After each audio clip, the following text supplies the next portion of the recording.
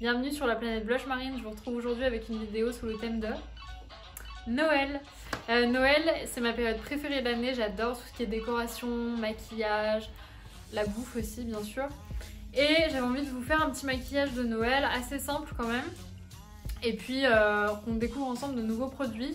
Alors, vous avez peut-être pu vous en rendre compte, mais j'ai du mal à me maquiller moi-même en vidéo.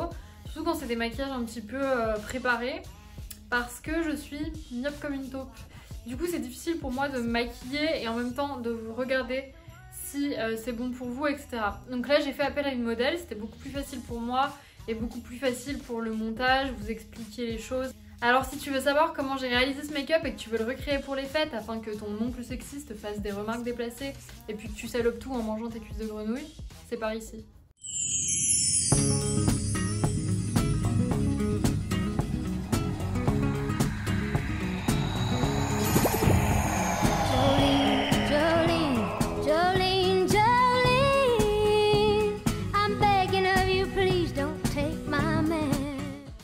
Parce qu'on commence toujours un maquillage avec le soin, j'ai appliqué ici un sérum Lancôme, donc c'est le Généfique.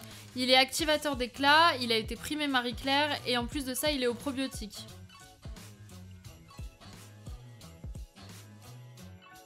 Maintenant que j'ai appliqué mon sérum, je viens appliquer ma crème hydratante qui est la crème de Charlotte Tilbury. Charlotte Tilbury, si vous la connaissez pas, c'est une maquilleuse à la base qui avait créé cette crème pour ses mannequins.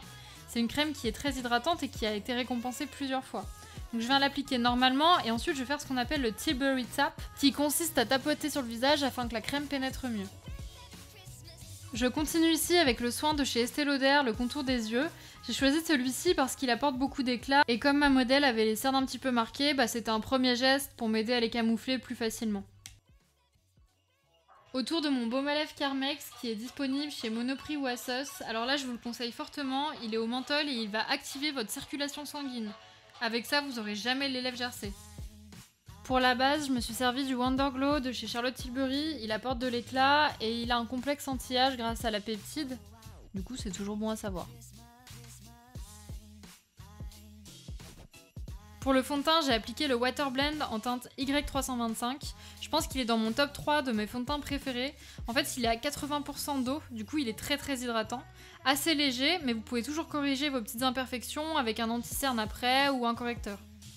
Ah oui, et détail très important pour ce fond de teint, c'est un fond de teint qui est dit biphasé, donc n'hésitez pas à le secouer avant de l'utiliser. Ici c'est un test pour moi l'anti-cerne de chez Fenty Beauty. Ils nous promettent de cacher les dégâts des lendemains de fête, donc je pouvais pas m'empêcher de vous le présenter pour la vidéo de Noël.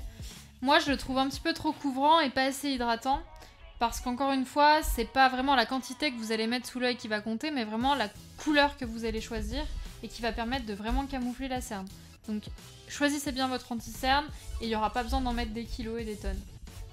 J'avais ouï dire que l'anti-cerne de chez Fenty Beauty filait dans les plis. Du coup, je me dépêche de lisser mon contour de l'œil et de le poudrer.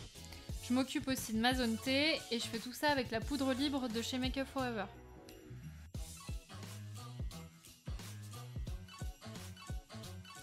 Pour sculpter le visage de ma modèle, j'ai utilisé une palette de fard de chez Benefit où vous retrouvez du bronzer, du blush, de l'highlighter.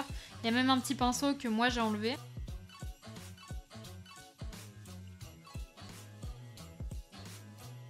Encore un produit de chez Fenty Beauty que cette fois-ci je connais, c'est leur base à paupières. Elle s'applique très bien, elle sèche très bien et les fards accrochent super bien dessus et ils tiennent très bien. Donc pour le coup je n'ai rien à dire.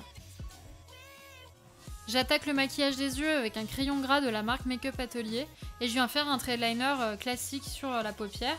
Alors j'avais mis des strips mais je les ai enlevés après parce qu'ils me gênaient plus qu'autre chose. Et comme vous pouvez le voir, je l'ai aussi appliqué dans mon creux de paupière, donc de l'intérieur de mon œil vers l'extérieur. Je me suis arrêtée à mi-sourcil à peu près. Et bien sûr, on le laisse pas comme ça, on l'estompe avec un pinceau boule pour vraiment flouter la couleur. Deuxième step, je viens prendre un fard à paupières bleu de la palette Morphe 35B. Et en fait, je vais l'appliquer sur tout mon trait de liner, puis le flouter pour avoir vraiment un effet fumé.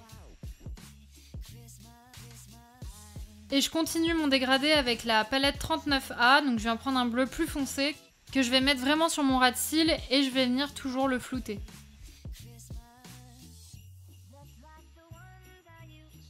Et dernière étape du maquillage, j'ai appliqué ce bleu de la palette Divine de chez Kat Von D. Je l'ai appliqué vraiment, je l'ai posé en fait, je l'ai pas vraiment estompé pour donner un petit peu plus de profondeur au maquillage.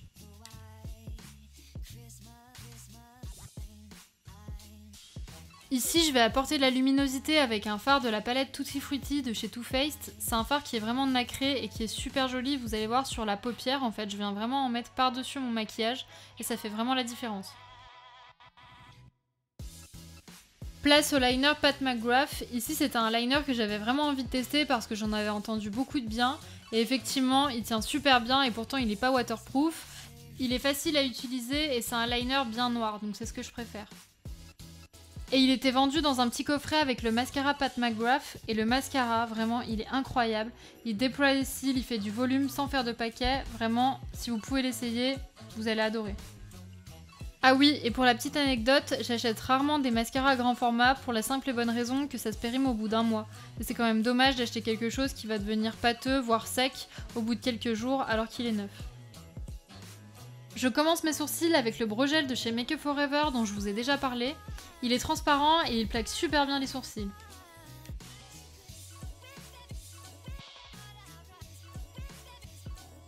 Et ensuite je vais venir combler les trous et intensifier ces sourcils avec un crayon à sourcils. Vous avez d'un côté le crayon à sourcils, de l'autre la petite brosse, donc c'est assez pratique. Et puis je suis la ligne de son sourcil naturel.